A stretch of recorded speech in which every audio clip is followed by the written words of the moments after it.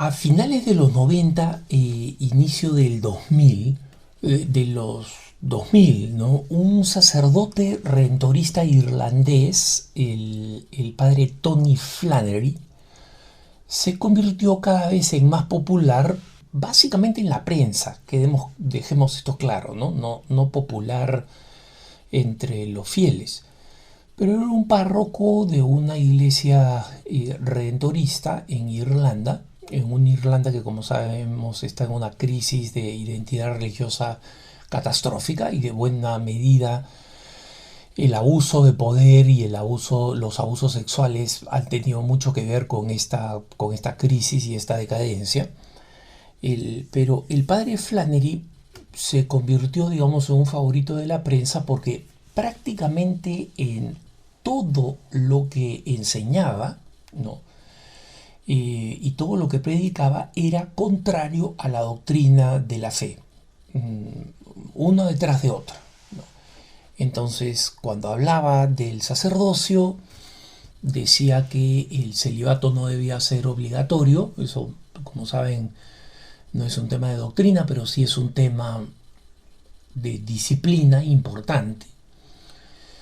Cuando hablaba del control de la natalidad, decía que el control de la natalidad debía ser aprobado por la iglesia, y que la iglesia estaba equivocada, y que obviamente cada vez que decimos que la iglesia está equivocada, recordemos que estamos diciendo que yo tengo la razón, ¿no? Cuando hablaba del aborto, era extremadamente esquivo y utilizaba siempre algún tipo de justificación para decir que, bueno, que sí, que las mujeres en situaciones extremas debían tener la oportunidad. Y cuando hablaba de otros temas referidos, por ejemplo, a la virginidad de María, etcétera, básicamente hablaba como si no fuera un sacerdote católico, como si fuera una persona que opina sobre temas religiosos, y que normalmente en el conjunto de sus opiniones está en contra de la iglesia. Entonces, esta situación, especialmente porque la prensa le encantó aplaudir estas ideas, ¿no? La Santa Madre Iglesia, la Congregación para la Doctrina de la Fe, le pidió al padre Tony Flannery que el sacerdote deje de predicar y abandone su tarea apostólica. No le impuso ningún castigo contra su estatus sacerdotal, o sea, él podía seguir celebrando como sacerdote, pero en forma privada, y definitivamente abandonar su papel como párroco, ¿no? El tiempo pasa. Esto aconteció el 2012, cuando le dicen que él ya no podía ser activo y no podía predicar en público. Y estamos hablando ya de un sacerdote anciano, de un sacerdote que pasa a los 70. Y me retracto de lo de anciano, digo ya mayor. Lo digo especialmente para que quede claro que no era un sacerdote joven, ¿no?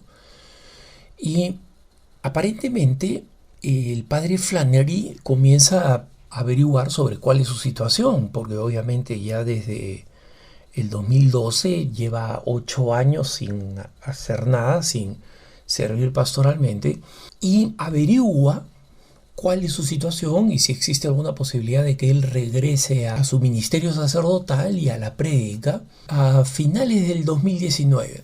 Y lo hace a través de su congregación, los redentoristas. Esta importante comunidad, ¿no?, fundada por San Alfonso María de Ligorio, y una de cuyos carismas es cuidar, cosa que hacen en muchos lugares magníficamente, los grandes santuarios, ¿no? Entonces, a través de su congregación, el padre pregunta a la Congregación para la Doctrina de la Fe. Este proceso, como en general los procesos que involucran al Vaticano son un poco largos, ¿no?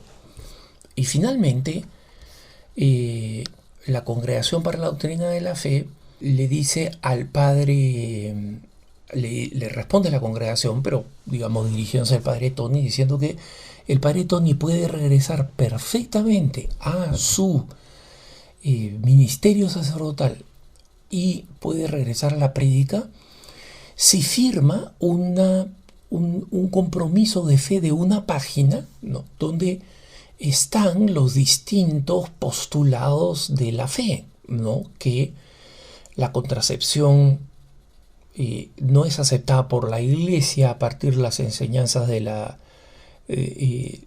Humanae Vitae, que a partir de la definición de San Juan Pablo II las mujeres no se pueden ordenar sacerdotes, que las relaciones homosexuales, como señala el catecismo, no son aceptables, y básicamente le piden unas pocas afirmaciones que son lo que creemos los católicos y lo que cualquier sacerdote que está, digamos, aprobado por la Iglesia enseña. Y el tema es este. El padre Tony,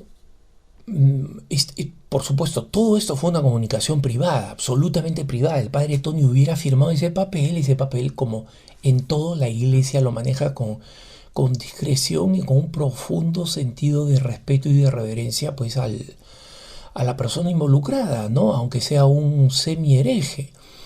Entonces le dice esto, y el padre Tony decide, después de unos 4 días de recibir la carta, salir a la prensa y decir: miren lo que me está haciendo el Vaticano. Y curiosamente, de forma inmediata se vuelve en un mártir, en un héroe, en una víctima de la brutalidad vaticana.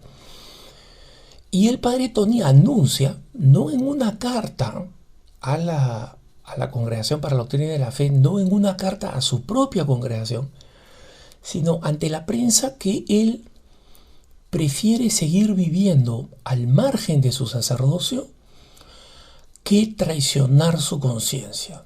Y esto, hermanos, es, digamos, si se toma del sentido correcto, es verdad. O sea, un católico debería estar dispuesto, digamos, a no aceptar cosas que van en contra de su conciencia, pero para que una decisión sea de conciencia, es una decisión que tiene que ser bien informada, ¿no? Entonces, ¿qué cosa sucede? Desde este punto de vista, ¿no?, los católicos somos católicos porque estamos de acuerdo con determinados principios, ¿no? Y el padre Tony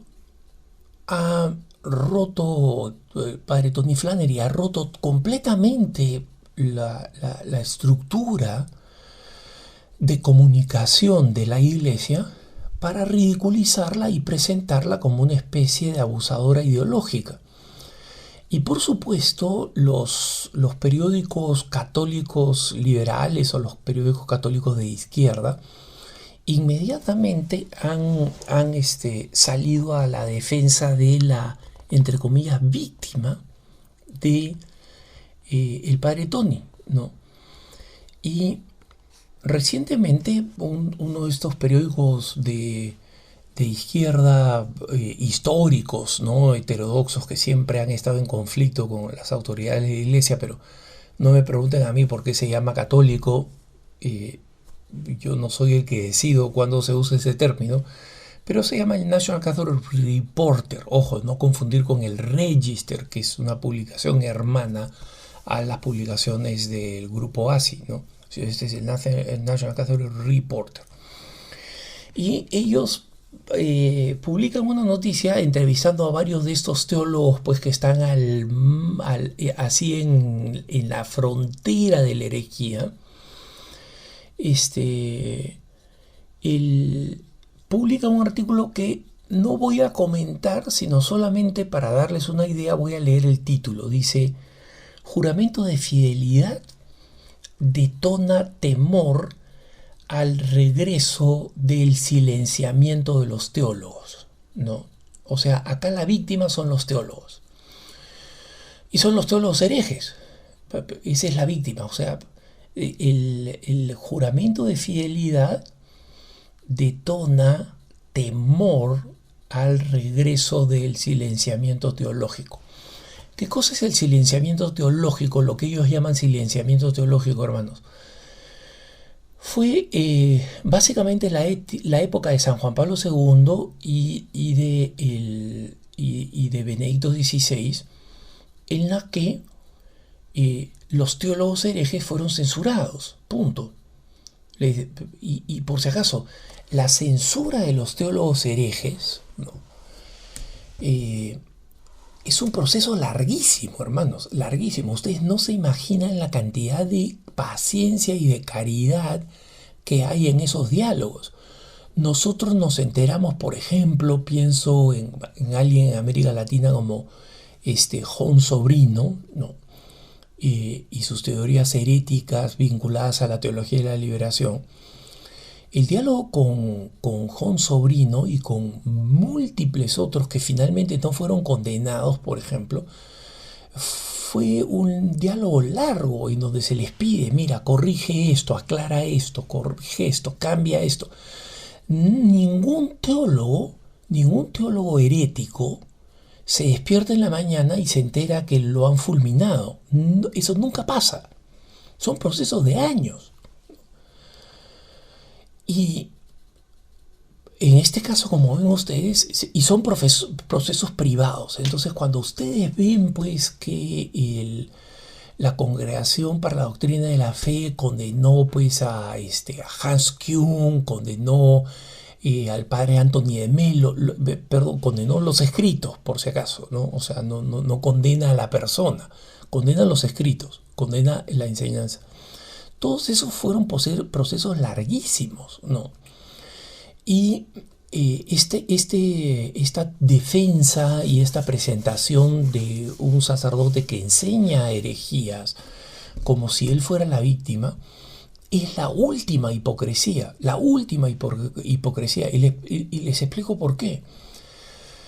Porque todos estos sacerdotes que han tenido enseñanzas heréticas han tenido enormes plataformas, ¿no? Hans Küng era y sigue siendo un importante catedrático de una universidad que publica sus libros y los traduce a distintos idiomas.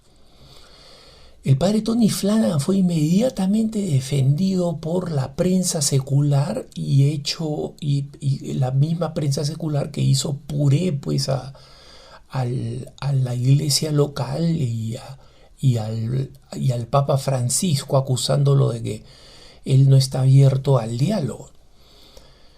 Pero la razón por la cual les digo que es la última hipocresía es porque estas supuestas víctimas no tienen nada de víctimas. Lo que normalmente tienen es grandes plataformas donde hablar. ¿Quiénes son las víctimas? Tú y yo, hermano. Tú y yo. Los católicos de a pie. Tus parientes, tus familiares, los miembros de tu parroquia. ¿Sabes por qué? Porque un día por la prensa secular aprenden lo que dice este cura hereje y comienzan a preguntarse si es que esa es la verdadera enseñanza de la iglesia y ponen nuestra fe, la fe de la iglesia, en riesgo. Por eso es que decía el entonces cardenal Ratzinger en una entrevista con este periodista Antonio Messori que la Congregación para la Doctrina de la Fe es en el fondo no esta policía ideológica que reprime a estos pobrecitos herejes, ¿no? Que aprovechan que son mantenidos económicamente por su congregación, que tienen una plataforma en una parroquia, que tienen la prensa a su costado, que tienen suficiente para vivir y para viajar, sino que las víctimas son el pueblo fiel, los que no tienen una plataforma. ¿Cuántos católicos, hermanos, cuántos católicos, incluso muchos de ustedes que me escuchan, dicen, Alejandro, ¿por qué permiten a este obispo seguir enseñando herejías? ¿Por qué permiten? Ese es el pueblo fiel, ese es el pueblo que está oprimido, ese es el pueblo que no tenemos plataforma, no tenemos, la prensa secular no va a venir a entrevistarnos como fue a entrevistar al padre Tony para que su denuncia se conociera por todos los medios. El National Catholic Reporter no va a publicar la denuncia de los fieles. Entonces, la Congregación para la Doctrina de la Fe es la institución más democrática al interior de la Iglesia, porque está a defensa de nosotros, del pueblo, de los fieles. Y eso es lo que ellos olvidan, pero eso es lo que nosotros siempre debemos recordar, hermanos, porque la defensa de la fe no solamente es un derecho de la Iglesia, sino un deber, porque lo que está en juego es la salvación. Los que sigan las doctrinas del padre Tony probablemente terminen perdiéndose. Y por eso la Iglesia tiene que aclarar para que nuestra salvación, por lo menos desde el punto de vista doctrinal, no esté en juego. Que tengas un buen día.